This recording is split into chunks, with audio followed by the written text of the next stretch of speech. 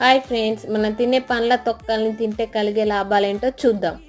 First one, అరటి తొక్కలు. అరటి తొక్కల్లో పొటాషియం ఫైబర్ ఎక్కువగా ఉంటుంది. అరటి తొక్కల్ని తినడం వలన మూడ్ బాగుంటుంది, ఎనర్జీ రెట్టింపు అవుతుంది. సెకండ్ వన్, నారింజ తొక్కలు. నారింజ తొక్కల్లో విటమిన్ సి ఎక్కువగా ఉంటుంది.